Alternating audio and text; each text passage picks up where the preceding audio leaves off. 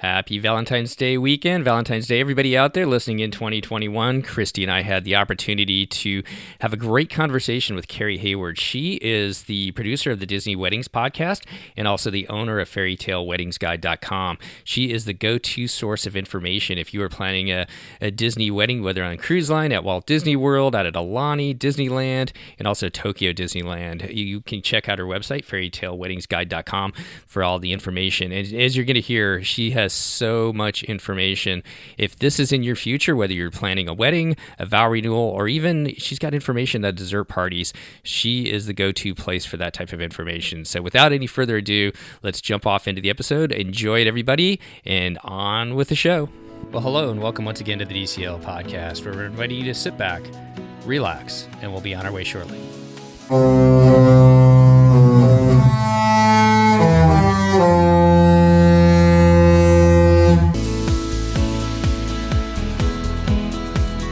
Well, welcome back to the DCL podcast, your podcast helping your family cruise a little smarter when the ships are sailing. And I'd like to welcome back to the show our co-host. How you doing today, Christy? I am well, Steve. How are you? Not too bad. And I think what's coming around the corner? February 14th, I believe. Time to talk about love. Love is in the air. And we have to let everybody know that this podcast has been a long time in the making, and I think since the beginning when we first started podcasting, you wanted to do this show, and finally we're getting around to it, and I really apologize for not doing it sooner. No, this very well may be my favorite podcast topic. So why don't you introduce our guest today? So you guys, I have talked about it before. There is a podcast that I listen to. It comes out on Wednesday mornings. By the way, she is much more diligent about when she releases her podcast than we are. Steve. Kidding. First of all, everybody that listens knows that Steve does all the work and we are just appreciative, and he can release a podcast whenever he wants. So her podcast comes out on Wednesday mornings. It's always one of the first ones I look for. I download it. I put it on my iTunes to make sure I can listen to it. We have Carrie from the Disney Wedding Podcast. Hello. Hi, welcome. Thank you. It's great to be here. I am seriously so excited. So I have mentioned this to Steve before, that I have no desire to do a vow renewal, although I think they're so cool. I don't want to stand in front of people, and I didn't want to do it in the first place when I got married, even though I really wanted to get married. I did not want to do the wedding, which we did. But the party sounds amazing. And one day we are going to have a podcast party at Epcot, Steve, and this topic, Carrie, with her Disney wedding podcast, is the reason I want to do a podcast party at Epcot one day, because they do dessert parties. Do you know that, Steve? I do know that because I think I've heard this several times from you. So Carrie is going to tell us later in the show how we get to do that. And I realize I'm doing all the talking so far, but I am, again, very excited about this topic. All right. Well, let's just jump into it. Welcome to the show, Carrie. And I think we just kick it off with, what's your Disney background? How did you come up with the idea of the Disney Wedding Podcast? Well, we had a Disney wedding at Epcot. We got married in Morocco, and then we took a friendship boat out to the boardwalk and had our reception at the Attic, which used to be, back in the day, the private DVC member lounge for the boardwalk. And then the DVC members decided it was way too far to walk, and they didn't want to use it, and so they made it into a private event venue. And then we had a dessert party back in Epcot at UK Lochside, which is the lower terrace right on the water, it was Illuminations at the time. And it was just amazing. It was like the best day of our lives. And I had loved planning it all the way up to it for 2 years. I think I was on various message boards of Disney brides and grooms talking about their events and how to plan things. And there was so much misinformation and people were so confused. And Disney was so tight-lipped with information that they literally made you sign a contract before they told you exactly how much your wedding was going to cost. So Cannot even. I was like, this is ridiculous. Like, I'm going to put this in a book. Well, it wasn't even my idea to do a book. I reached out to Jennifer at Passporter, if you will remember. Passporter was a very successful series of travel guides. And I said, you guys are doing these ebooks now. You should have one about weddings. And she said, that's awesome. Why don't you write it? And I was like, okay, well, I actually am a writer, but I've never written a book before. So I just went through all the information I had, all the information from other couples at the time, information I'd learned from my sales consultant and my wedding planner, and put it into this book. And it was with Passporter for I guess about 10 years. And now I have it on my own, and it's called Carrie Hayward's Fairy Tale Weddings Guide. And I update it continually because Disney changes their policies and their pricing all the time with no warning. There's no rhyme or reason to it. You can kind of be guaranteed that certain things will change when their fiscal year starts, but other times they will just drop a bombshell that everything's different. So I've been updating it since 2009, maybe 2 or 3 times a year, and I'm working on an update right now. But because it's an ebook, if you buy the ebook version, you get free updates once you buy it, because, when people are planning a wedding, it's a several-year process, and that way you don't just have the old 2-year-old version from when you first started. You always have the latest version that has the latest information. And from my listening to your podcast, there's a planning guide, I understand, in the back, which will and people can get things printed off or print things off and add in their own notes and stuff like that. And there's even a price figuring out calculator. Yes. I don't have words tonight, but that sounds amazing. So this book, if anybody's going to do a Disney fairy tale wedding, is the book that, in my opinion, people have to buy. So let's just kind of run with that. Where can people find it? Is it? I know you can do it through your website, and I'll make sure that I put a link in that in the show notes. But if you want to let everybody know the name of your website, where they can find it, and can they find it on Amazon as well or other sources? Because it's an ebook, and there is a way to get a print version of it, but I have it done through a service called Blurb. There's a link from my website to Blurb so that you can buy it. I actually don't recommend the print version because I can't update it. Blurb doesn't let me give people free updates. And I do know that some people just love to have a physical copy, something they can put notes in, and that's why I created it. And every time I release a new version, I update the file that Blurb uses. But again, I really recommend the ebook version because you can instantly download the updates anytime I make them. So that is at fairytaleweddingsguide.com. There's also a link to it from DisneyWeddingPodcast.com where my show is. And yeah, Christy, the self-calculating budget's in the back. You go through the book, you find out how much every single thing you want costs, you plug it into the budget, and then it will tell you not only your wedding total, but how much you pay to Disney and what Disney's service charges and tax are going to be, because they are high. And it is complicated trying to figure out what's going to get a service charge. So this worksheet does it all for you. So obviously we are a cruise line podcast. Does it have a section related to cruise weddings? It used to. And I found that nobody was buying the guide to use that. And it was very hard to get information about those kind of weddings. Also, if we talk about them, they're pretty easy to plan because they're a package. There are a lot fewer moving point parts. And Disney doesn't have as many restrictions and rules and regulations and weird stuff that the thing about a Disney wedding is there are all these weird components that you don't have to deal with anyplace else in the world. And so I tried to put all that in my book because if you're just planning a hotel wedding or a cruise wedding, it's very straightforward. So I took that section out because it was just taking resources away from being able to make the Walt Disney World portion the best it could be. But people may still benefit from the book if they're going to use any Disney, like Disneyland or Walt Disney World, as a venue for an event for their wedding. So, which we can talk about later in the show. But so just so people know that book could still be useful in those areas. Right. Just for Disney World. I don't have one for Disneyland because they're basically hotel weddings also. So again, a lot fewer rules and restrictions. I did not know that. So you go from writing your book and then you create your podcast. How did you fall into the podcast regime? Because I think after listening to your show's a lot like ours in some ways, in the sense that it's kind of a place where people who have gone through the process of a Disney wedding can come back and relive it and then pass their experiences on to other people. And that kind of has been a lot of what our shows are. So, people coming back on, talking about their cruises afterwards and letting others learn, what were the tough things about going to the Mediterranean or going down to the Caribbean? What were the shore excursions they liked? So how did you decide to do the podcast? Well, I was actually approached by someone else who wanted to partner with me on a podcast about Disney weddings. And we did that for about a year. And it was just a little bit frustrating because I was not in control of the actual process of the editing or the publishing. And so if it didn't go out on time, it was sort of stressful to me. And so I have a background in broadcasting. I got my FCC license in high school, and I worked at the community radio station, and I worked at the radio station in college, and I thought, I can do this. So I just started doing it on my own. And yeah, it's been let's see, I started in 2012. So what is that? It's 9 years now. Is that right? Oh my gosh. It goes by fast, huh? Yeah. Because we've been out for 5 years, and it's amazing how fast it goes. And what I think is really cool about your shows, in all honesty, I mean, maybe some of the other general Disney shows that I listen to, I guess you might hear maybe a bride story here and there, but not to the detail that you guys cover.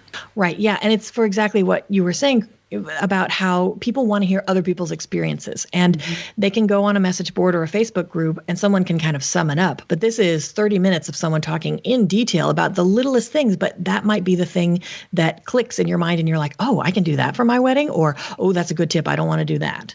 So with those kind of tips and tricks and stuff that you've learned and passed on, as you and Christy were talking about, with Disney Cruise Line, it's kind of a package deal. Could you talk about the process for someone who wants to get married on a Disney cruise?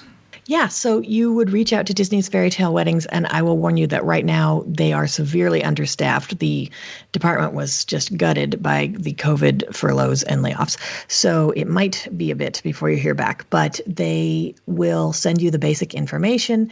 When you're ready, you will sign a contract and put down a deposit, and then a certain number of days before you're sailing, you have to pay the balance on the package, and then you are handed off to a shipside coordinator who does the actual running of your event. And this is interesting because often when you are planning with Disney, the person in Florida, in Orlando, who's doing that side of the planning will say, oh, no, you can't do this and you can't do that. And then once you get there and you ask the person on board, they're like, sure, I can make that happen. So there are, and of course, there are a lot of restrictions, as you guys know, with things you can and can't bring aboard a cruise. So that would not change. But if it's, can I use this certain room, or can we add this food and beverage? Sometimes they can make things happen that were not officially you were going to be able to get. So, yeah. So, and then you have to be married before the cruise departs because the captain of the ship cannot legally marry you. A lot of people either are already married, they get married before they go down there, or they just see a notary in a room. They used to do it in the port somewhere in some anonymous conference room, but I believe that now they've switched completely to doing it on board before the ship sails. So that's kind of nice. And then you have this ceremony on whatever day you've picked. It depends if you're going to use Castaway Cay, then there's only a certain day you can do it. And yeah, it's a great way to bring all of your family and friends together for a little self-contained vacation and also at a wedding or a vow renewal. We did have one guest that was married, and she talked about having the notary on board, so you can definitely confirm that, and that was in the last year or so. So we don't have to get into all the nuts and bolts of a Disney Cruise Line wedding, but similar to on land, I know that you can use kind of your own photographers and things like that. Can you do the same thing on a Disney cruise? Yes, and I highly recommend it because the packages that you buy from Disney, they don't include any photography. You can buy a photography package from Shutters on board the cruise ship, but these people are only nominally professional photographers and they only shoot weddings when they have them. So I have seen so many disappointed couples, with people who used Shutters who were disappointed by their photos. And also when you use Shutters, you have to pick the images you want. If you want prints in the package, you have to pick them all before you get off the cruise. So if you're on a 3-day cruise, the last night of the cruise, I've had guests who are just closeted in there, frantically looking through all the photos. And that's not a fun thing to do on the last night of your cruise. So now with digital imagery, maybe now you just be like, give me all of them on the USB drive or whatever. But the big thing for me is being able to pick somebody whose style is the style I like. And most of the couples I interview who did cruise weddings, they bring their own photographer, which sounds exorbitant, but many photographers will actually shoot for just you covering the cost of their cruise. At that point, it's less than maybe a high-end wedding photography package. Other photographers charge a fee on top of that, depending on, how many shooters you get or whatever. But photos and video, that's what you have left. And to me, it is worth that splurge to have a style that you like. Most Disney weddings, Disney cruise weddings, are they mostly 3 and 4 days? You can do it on any kind of cruise. I would say that most of the people I interviewed do 3 or 4 day, but I have interviewed some people who did like 2 back-to-backs or whatever, or one, whatever you would say for that. Yeah. No, well, so there are 7-night cruises, and that is on a different ship typically than the cruises. The most of your interviews that at least I have heard, they've been on the Dream, which does the 3 and the 4 nights. So some of them, and I believe even one of the people did their 3-night wedding cruise and then stayed on for a 4-night honeymoon, which actually might be a really nice idea, and send the people off. Or you could do it the other way, where you do a 4-night family vacation and then wedding and then do 3 nights of just yourselves, on this cruise after everybody leaves. But there are 7-night cruises, but I have never heard, I don't believe, a trip report of people getting married on a 7-night cruise. Is it just because they don't want to take people away? I think that could be it. I feel like there was one person. Is it the Fantasy that does the 7 nights? Yes. I feel like there's one person I interviewed who got married on the Fantasy, but I know what you mean. I think it is because they feel like they're asking people to pay all this money. And so a 7-night is so much more, it sounds like a lot more on paper. And then also you're stuck with your guests for 7 whole nights. No, that happens at Walt Disney World too. So there was 2 or 3 weddings on the cruise that we did on the Fantasy, because I remember in Ooh La La there was a wedding, which is the champagne bar there, Carrie, on the Fantasy, and I remember there was a wedding there one night, and there was one on Castaway Cay too. So nice. Did you go and stalk it? No. I do not recall pictures of these weddings at all. No, but they were huge parties, so they were kind of around the ship the whole time. So, and there was like 3 days at sea, so you were definitely like with them for 3 days. So I expect better from you, and also I expect you to stalk those brides next time and ask them to be on our podcast. Do better. Yeah, my wife would be wondering about that. So, any other advice? So obviously you can't bring food on a Disney cruise. You could bring your photographer. Any other advice over the shows that you've done with Disney Cruise Line weddings, Carrie, that you could offer for somebody thinking about it? I would just say to not manage your expectations sounds really negative, but what I mean is it's a package. And if you just want the things in the package, it's going to be very easy and it's going to turn out exactly how you like. If you want a super customized wedding, and I have interviewed people who did super customized cruise events. We did too. We had a guest, or we had the photographer of the wedding couple who did the whole thing. It was very involved. Right. And you just have to be willing to put in that work. And there might be some restrictions you bump up against. You can't bring this, that, and the other thing. How can I work around that to get what I'm envisioning? So just know that if you want it to be super customized, it's going to be a lot of legwork on your part, and you might hear a lot of no's. So you're going to need to go back to them with other ideas until you can hit on something that you are allowed to do. One thing that is allowed at Disney cruise weddings are characters, right? Like you can have a character come and do like your cake cutting and stuff like that with you, right? Yes, if they have availability. So they always kind of keep you white knuckling it till the end when they confirm, oh yeah, okay. Sometimes people don't find out till a week or so before. The good thing though is they're a lot cheaper than the characters at Walt Disney World. So really? Yeah, so if you can schedule them, they're great. But also, the ships have so many great opportunities for interacting with characters. The last cruise bride I had on, she got photos with like 7 different characters who were just walking around the ship. And so if you know where they're going to have this dance party or that fireworks show or whatever, go to Castaway Cay, you can get character photos without paying a dime. You can schedule a photo shoot there, right? Like they'll let the bride work that out if there's space available or not another wedding going on there and stuff like that. Is that true? I don't think they even schedule them. They just go there with their photographers and take pictures. And I guess, do they have specific areas on Castaway Cay where the characters hang out? I think they just go there and they get their pictures taken. So yes, there's like character spots. And I guess I was referring to less the character spots or photos with the characters, but more just photos with the bride and the groom, but not on the family beach with all the people. Yeah, I've never heard anyone say they had to arrange that with their planner or ask permission. Okay. I think they just go like they're regular guests and then they tromp around and take a bunch of pictures. Perfect. I think the wedding photographer that we had on and now it's been a couple of years since she's been on, but she talked about that. They just got off the ship early that morning and they went to a bunch of different places and got pictures. So before everybody else was out there. So before we move on to talk about maybe some things that can be added on at Walt Disney World before or after, I guess you would probably, before or after. I guess they can do it in both ways. Their Disney cruise. Let's just remind people about the wedding, the legal requirement or the legal portion of the wedding if you're doing a Disney cruise wedding. Yeah, so the legal portion, if you are not already married, they will marry you while the ship is still in port. A notary will marry you. What that means is your wedding date legally may be different than the day that you actually have your ceremony because it's never on embarkation day. So for some people, that's a big deal. If it's not for you, some people celebrate both anniversaries. Sometimes people say, well, what do I engrave on my toasting flutes? You pick the date as whatever date you want it to be, but you just have to know that that's the way it's going to work out. Perfect.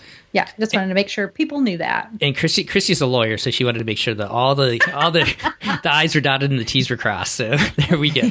All right, Christy, don't hate me, but I'm going to ask one more technical question because I'm the technical kind of guy before we jump into some more fun stuff. But how have things changed since COVID, Carrie, as far as people doing wedding planning? You said that the staff has been greatly reduced there at Disney Weddings. What are some of the other things you've noticed just to kind of pass on for people who might be planning something soon?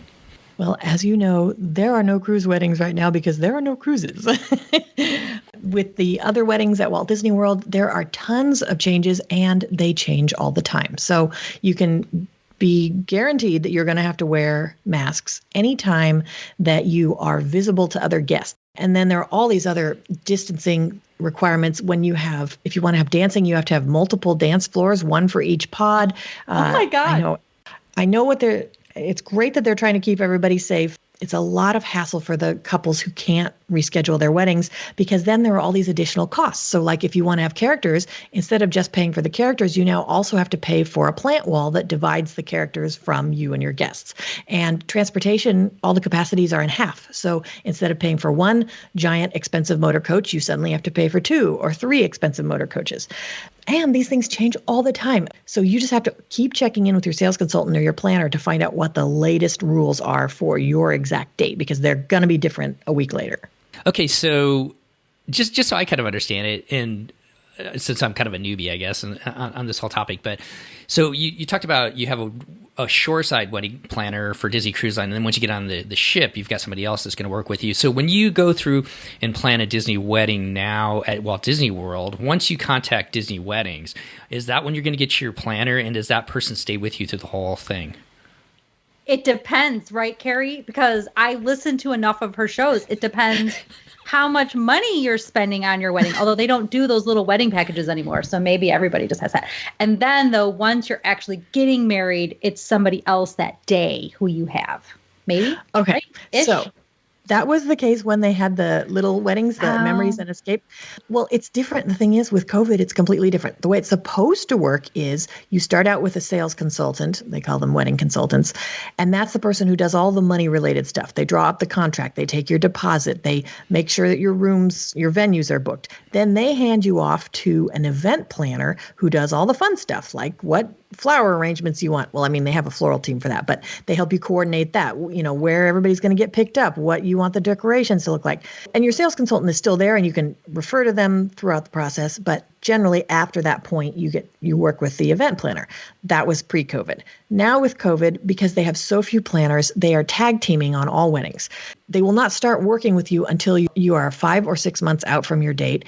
And you have a planner assigned, but because he or she is so strapped trying to deal with all of these weddings, you actually may deal with multiple planners throughout your process. And usually before COVID, your planner was the one who came to your day along with his or her assistants. Sometimes even your sales consultant would show up. Now it's anybody's guess. It could be anybody who comes to your event. That seems complicated as well. Why does COVID have to ruin everything?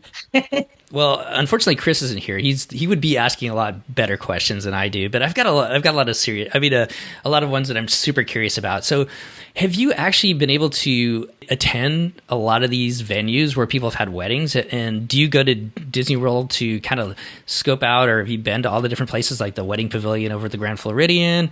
And I was just kind of curious, like what your background's not the right word I'm looking for, but like what's your experience of seeing all these different places?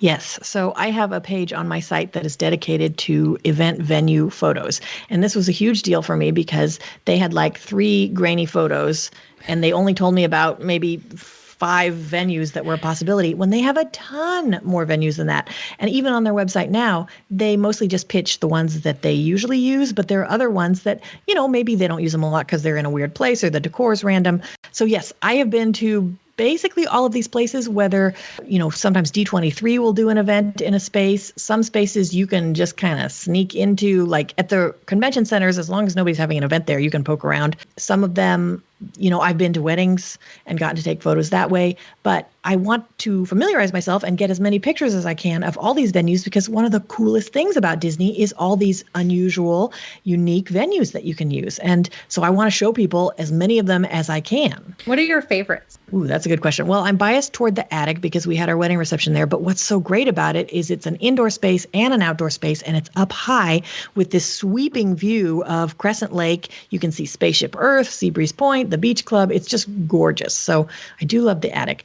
I feel like from your show, the attic is limited with the number of people you can have. Take COVID out of the mix, just in case people want to have an event there. How many people is the max? Non-COVID times. I would have to look in my book, which I do frequently, but I think it's like 35, I think 30 or 35. But now with COVID, the other thing about the COVID restrictions is the capacity goes down for each hour that your event lasts. So some spots, if you're having a 4-hour event, you can only have 4 people. Basically, you can't use that place.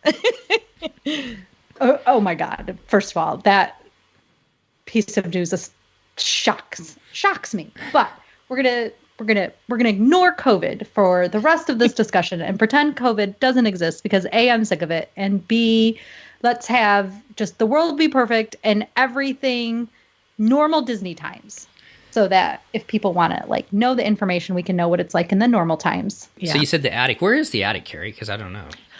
Yeah, the attic is directly above Jelly Rolls at the Boardwalk, and it's only accessible from inside Boardwalk Inn, and it is down an extremely long series of hallways. They were warning us. They were like, "Are you sure you want to use this? It's a long walk." No, we're not kidding. It's a really long walk. People might die of dehydration on the way, kind of thing. But it's totally worth it because it's so beautiful. You walk and walk and walk and walk and walk, and then you get there, and it's like, what? Look at this view and this gorgeous outdoor space. So, and then also basically any of the in-park options, because where else can you get married inside a theme park? And especially if you can see fireworks, like Epcot, any of the Epcot fireworks viewing places, amazing. So how tough is it to get a theme park wedding then? How far? That's a dumb question, because it depends upon how much you probably pay, right? And then also, how many people, what time of the year it is, and how many people are trying to get that day and everything like that. But is that doable for most people to do a theme park wedding? Yeah, they have some theme park venues in their second lowest tier. They have you're paying what they call an event minimum to have your event, and it's dependent on the day of the week, the time of day, and which venue you pick. So the second cheapest tier of event minimums does have theme park locations. And maybe this is surprising, but it's not very hard to get theme park locations because there are a ton of them. It's actually the hardest to get the wedding pavilion, and that would be on weekends. And then October, surprisingly, and now December too, are the 2 most popular months for wedding. In the real world, you think June. No, in Disney, it's October because of food and wine, and everybody loves seeing the Halloween party and all that stuff. So I would say if you wanted the wedding pavilion on a Saturday night in October, that might be a hard get, but theme parks, not hard to get. Maybe the theme parks aren't hard because you have to have your wedding at the most obscure times. There is that. Yeah, so if it's Epcot, it's at 9 a.m., right? Or something like that. And then if it's at the other parks, it's basically when the parks are closed at night. Yeah, so Epcot is, because World Showcase opens after the rest of the park, that's the one park where you can get married at a semi-decent hour, which is 9 a.m., unless you want certain countries where they open earlier because they let people into the cafe or whatever, and then you would have to get married very early in the morning. But Animal Kingdom and Hollywood Studios, you can get married either before the park opens or after it closes. And Animal Kingdom actually has one venue. I'm trying to think. Well, if you used, there's a funny little indoor venue called Dinosaur Lounge, which you probably would not want to use. But if you use Tamu Tamu Courtyard in Africa, you can actually use that while the park is still open. You just kind of have to use it toward the end of the operating day or the beginning of the operating day. Otherwise, yeah, you're looking at 2 hours before or after the park closes. So I'm going to ask you a crazy question. So if you go to Disney's weddings website, do they have all these venues listed? Obviously, nope. You do. No. No, because that's why she had to make the page in a book. Yeah, I know. Steve, I have never listened to a podcast host or a guest. I probably shouldn't say this, but I've never listened more than I'm listening today. This is my topic. I'm so in love with this topic. All right. Well, I'm going to keep rolling. Besides the attic then, I think you were going to go and we cut you off, Carrie, but do you have some other favorite venues that you enjoy? Oh, well, let's see. Of course, I'm biased toward Morocco. It's so beautiful and unusual. A lot of people love GM Lounge, which you have to get approval from GM to use it, but it's the private lounge above Test Track, and it has a great view out over Future World. American Adventure Rotunda is a classic. It just looks like a classic wedding venue, but it has that history of being in Epcot, and you can combine it with a cocktail hour or a dessert party at Italy Isola so that you can have fireworks combined. I mean, I would have loved to have done a great movie ride event or something, we did, here's another one, it doesn't exist anymore, but we did an anniversary party inside Ellen's Universe of Energy in the dinosaur room because dinosaurs, and that was amazing. I would have loved to do a full wedding there, but we had a party and it was pretty rad. How many renewals and anniversary parties have you had? And then when you've had them, how many people would come? Let's see. It depends. I always feel bad inviting people to my crazy parties, and it usually ends up being other Disney fans who also go to Disney a lot, so it's easy for them to go. Can I be invited to your next one? Yes, if we ever get back into a Disney park again to have one, yes. Okay. Yes, in the normal times. Again, we'll go back because it's the normal times. So I want to know if I do my vow renewal, could I do it in the Haunted Mansion? Has anybody ever done that? Christy, could you imagine how amazing that would be? No, I wouldn't come. Yeah, if it were possible, I would have done it. No, Disneyland is actually a lot more flexible with this. Disney World at Magic Kingdom, that is not, actually Magic Kingdom in general has only in the last couple of years opened up just a few places that you can have wedding events. And I haven't seen anybody do a reception there because the places that they do offer for receptions are kind of stinky and they have a $10,000 venue fee. So for that money, I don't know if you want to be inside Captain Jack's dining room, which is a tiny, almost windowless room inside Tortuga Tavern / Picos Bills. Woo, that sounds like a fabulous location. You are selling it. If you want to do your party at Disneyland, if you have $80,000, you can have a reception inside the Haunted Mansion. Wow, $80,000. $80,000. When your kids do not need 2 years at college. No. You should just. You only live once, right? Okay, you know what? I would come to that, Steve, okay. Even though I'd have to blindfold myself around all the Haunted Mansions. I'd have some good gifts to give out or something afterwards. I know I could come up with something fun and creative. So, on this topic of fun rides and making, exciting venues, Disney, for people not addicted to Disney fairy tale weddings like myself, Disney lets you, as part of your reception, or dessert party at least, do a ride mix-in where you can pay per person, at least at Epcot. And I want to know, so my question is, can you do this at other parks, but to go on a ride? And so what are the rules about that? And do you know if somebody was going to do a Disney Cruise Line wedding, could they do a party at Disney World beforehand and include one of these ride mix-ins? Yes. So I have interviewed Disney cruise couples who have had dessert parties prior to or after their sailing. And as long as you're having an event in the park where you want to do the ride mix-in, you can have the ride mix-in. So just to explain for listeners, a ride mix-in, there are two things you can do. You could do a ride buyout, which if you're having an after-hours wedding, you can pay $9,000 to have Tower of Terror stay open and your guests can ride it throughout the entire evening. Well, most people don't want to do that. So they do what's called a ride mix-in. And this is like a front-of-the-line pass that your group gets. You're basically the last group of the night to ride that ride. Say you watch you watch Epcot Forever, and then they hustle you off to Frozen Ever After. You get to cut the line with your guide, and usually people are okay with it because you're dressed like a bride and they're cheering for you. And then your whole group gets to ride, you mix in with regular day guests and you get to ride the ride. So there is a fee for that, of course, because it is Disney, but it is nominal. It is now it just went up to $19 a person, but you get to cut the line. And you get to do this really cool thing. And can you do that at all the parks? I guess you did say yes, wherever you have an event. But yeah, if you are doing a Fantasmic dessert party, as long as it times out with the end of the park's operating day. So if you're in Epcot and they have extra magic hours, Epcot is probably not going to approve it for you.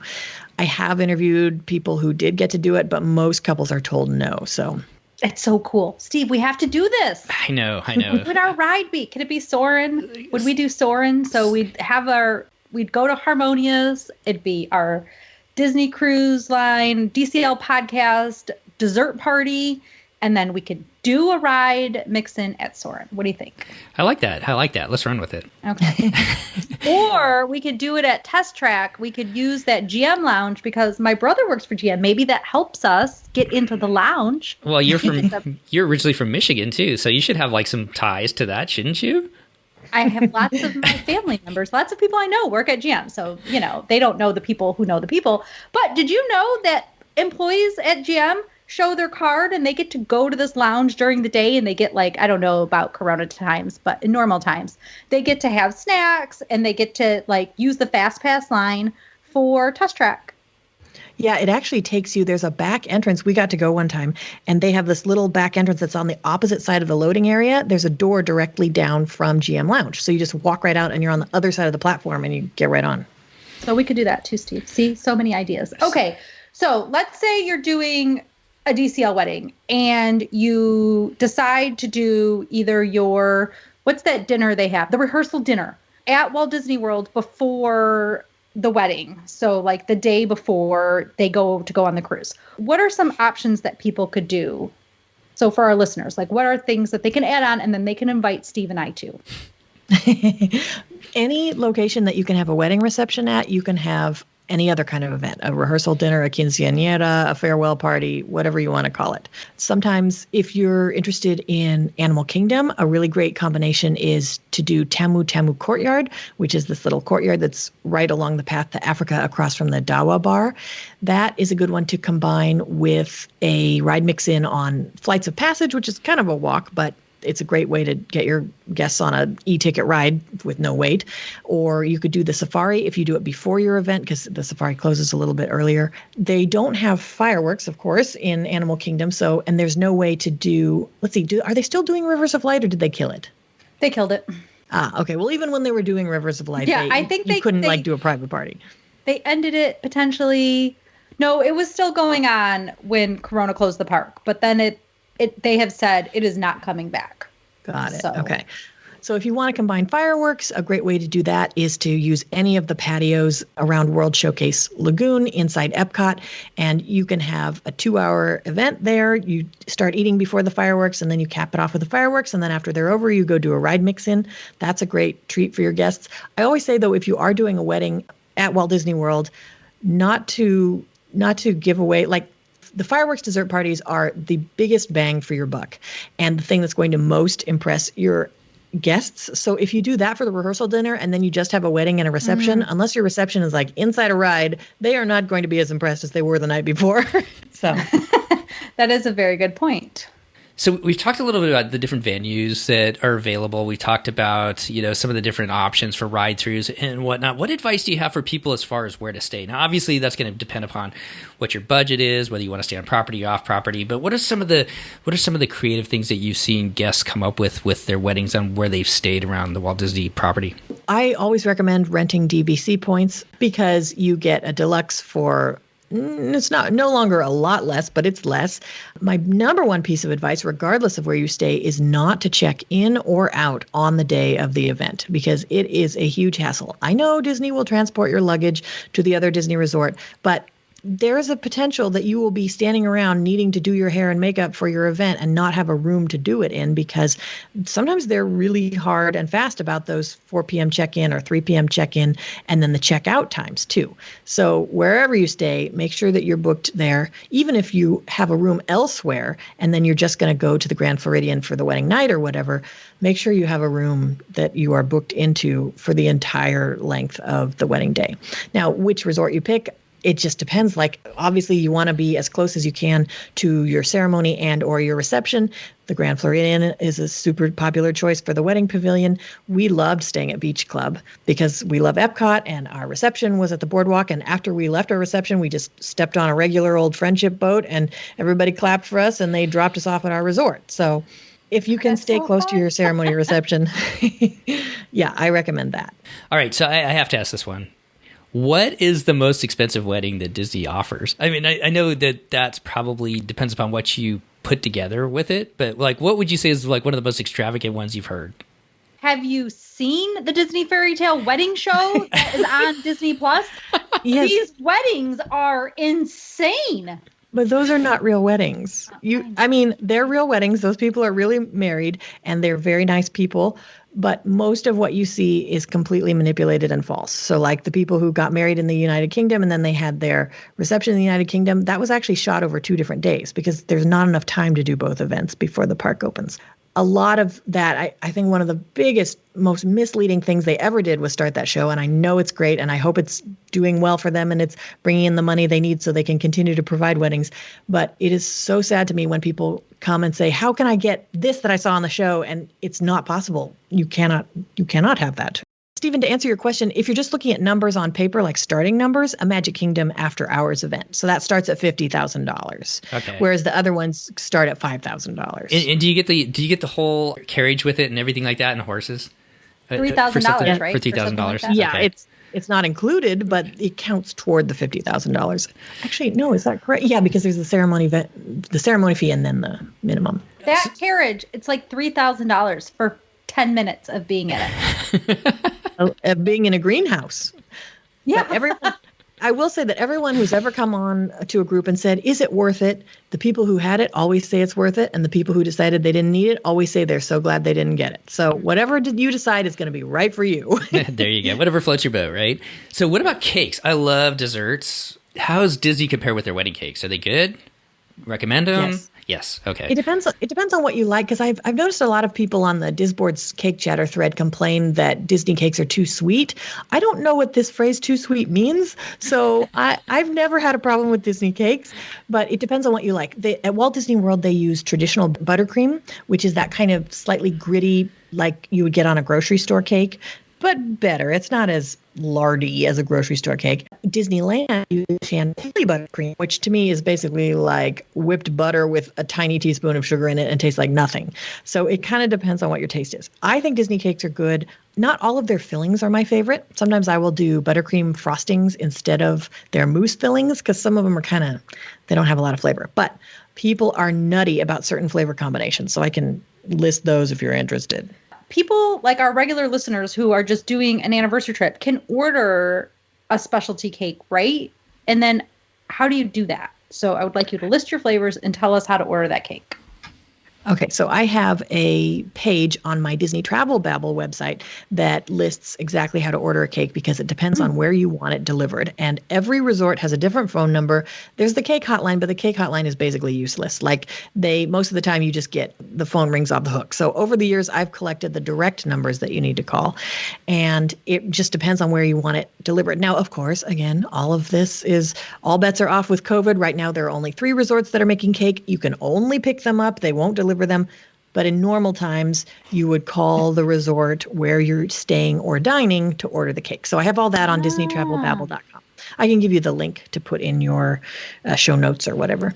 And I just noticed that you can get to that link from your main website too. Oh, great. Okay, Yeah. good. Yeah.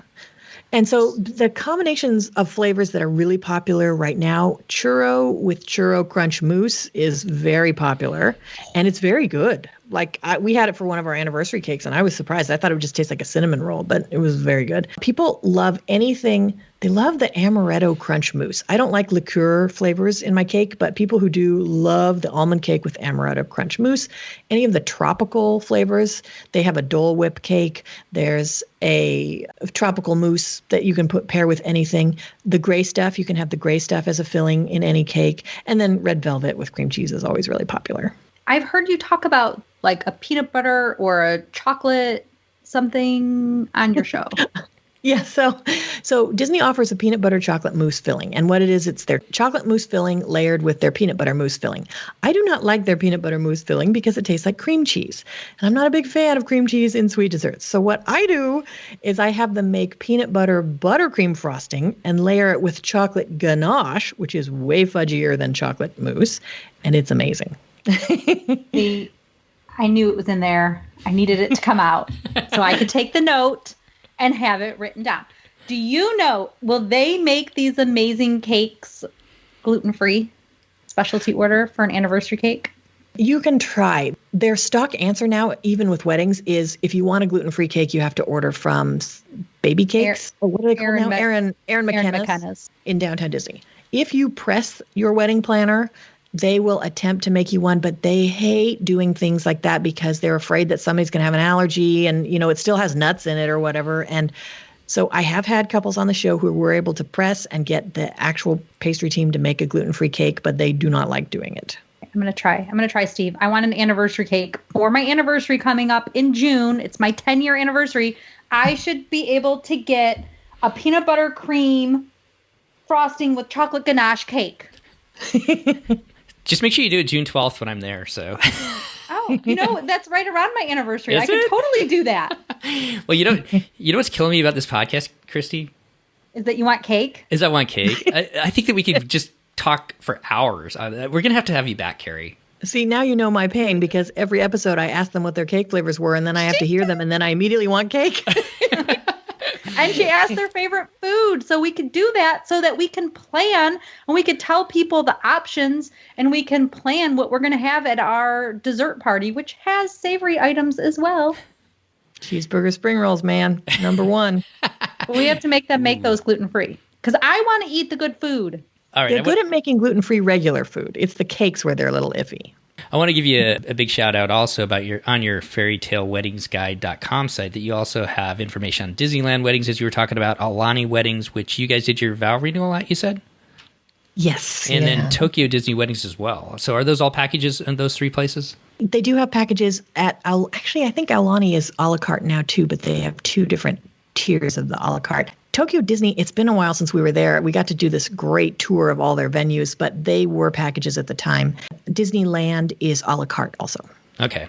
I guess before we finish up, is there anything that we should have been asking you that you've learned over the years that we haven't touched on tonight that you think our listeners would really need to know about? Not necessarily just a DCL wedding, but just planning a wedding with Disney in general. My number one tip for any wedding anywhere for saving stress is to ditch the bridal party. In the 13 years I've been doing this, the number one thing that I've seen people complaining about in message boards and Facebook groups is not the mother of the bride. It's not their budget. It is their bridal party attendants and trying to corral them and wrangle them. And they're not doing as much as they want them to do. No, they don't like the gowns and blah, blah, blah. Just skip it. You don't need them. They let your friends come to your wedding as guests and enjoy it instead of having to have a job and wear an outfit that they will never wear again. That is good advice. And I was surprised. Although now that you said it, I'm like, oh, I heard her say that. I wasn't expecting that one. My wife's got 3 dresses in her closet right now that I see every time when I open up, when I walk into her walk-in closet that I don't think she's ever going to wear again. So why does she have them still? Because they cost a lot of money. That is true. Exactly. Anything else, Carrie, as far as any other advice besides that one? That's a great one. I would say some advice that someone gave us for our wedding, which is do what you want to do for your wedding. It's not designed to make anybody else happy but yourself. You are the only 2 people who are really going to remember this. In 5, 10, 20 years, people are going to forget that they had to travel to Florida or that you didn't put X, Y, and Z on the menu. You're the one who's going to remember all this. So make sure it's done the way you want to do it and don't let other people pressure you to have your wedding the way they think you should.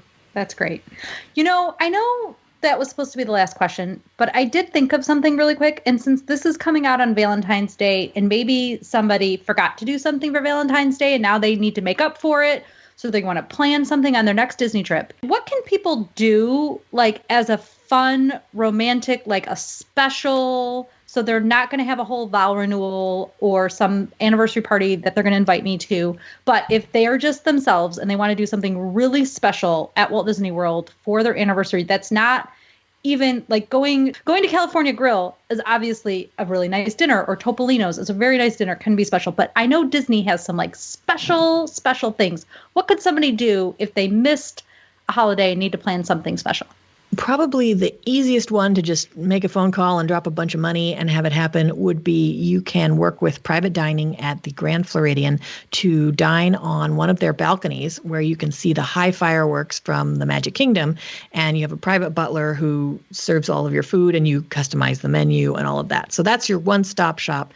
But we have memories from our honeymoon that one of our most romantic memories is taking a boat ride on Seven Seas Lagoon and throwing in some foreign coins that we brought with us and making a wish. So I feel like there are great opportunities at Disney to do expensive special things and little unusual things, just stopping on the beach with a Dole Whip in your hand at the Polynesian and watching the fireworks. That could become the greatest memory of your trip. So there's a good opportunity to do expensive things and cheap or free things at Disney that will be memorable. All right. Well, this looks like the show we have to have her back on for, to go through some of these different items. Well, as we kind of finish up today, thank you so much for coming on, Carrie. Thank you for your amazing podcast. I really encourage everybody out there to go and subscribe to Carrie's podcast, Disney Wedding Podcast. And before we get out of here, Carrie, why don't you let everybody know how they can get in contact with you, talk a little bit about your podcast, and definitely go check out the guide. If you're thinking about getting married at Walt Disney World at all, I mean, can I throw the price out there for $11.99? That's like nothing for the amount of advice and just great tips and tricks to make your wedding planning a heck of a lot easier. Thanks. Yeah. So DisneyWeddingPodcast.com for the shows every Wednesday, and then FairyTaleWeddingsGuide.com to download the ebook or link out to the print guide. And then I also have a ton of resources there. So I have a whole page of menus, just years worth of sample menus, because one thing people don't know is that the menus your planner sends you are not the only ones, and you don't have to stick to them. Every menu is a custom menu. So you can look at old menus to get ideas for what you want to ask for. I have a whole page with cake ideas and some cake pricing. I have the venue photo page that shows you pictures of every single ceremony and reception venue. And then I have a page of floral and decor ideas with downloadable price lists that Disney has put out. And we'll make sure that we have all these links in the show notes, and we'll also post them on our Facebook page and Instagram as well to make sure that we get all that out to everybody so they can go over there and connect with you and all your different sites. Well, thank you so much, Carrie. Thank you for being part of our show today, especially around Valentine's Day. I know this has meant a lot to Christy, right, Christy? It has. Thanks for letting me fangirl you, Carrie. I love your show, as I have mentioned already too many times.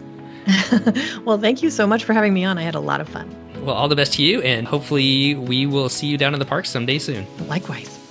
Well, that's going to wrap up the show today. Once again, I really want to thank Carrie for coming on and taking time out of her busy schedule to talk to Christy and I all about her podcast, Disney Weddings Podcast, and also her website, FairyTaleWeddingsGuide.com.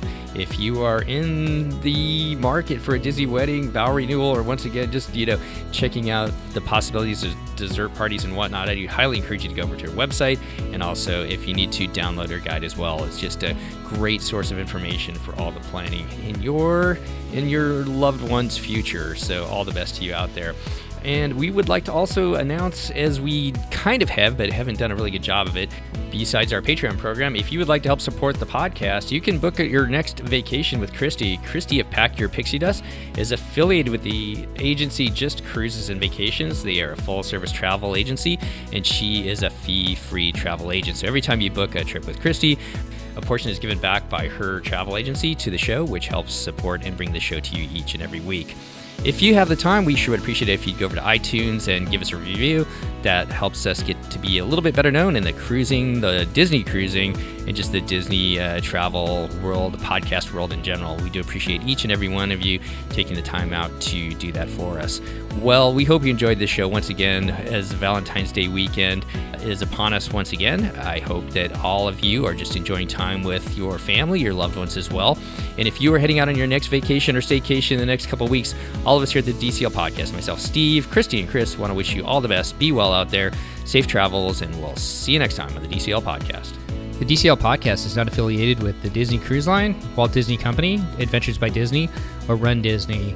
All of the opinions expressed on our shows are those of the hosts and the guests who appear on the show. If you have any questions about any of these products, please contact the Walt Disney Company.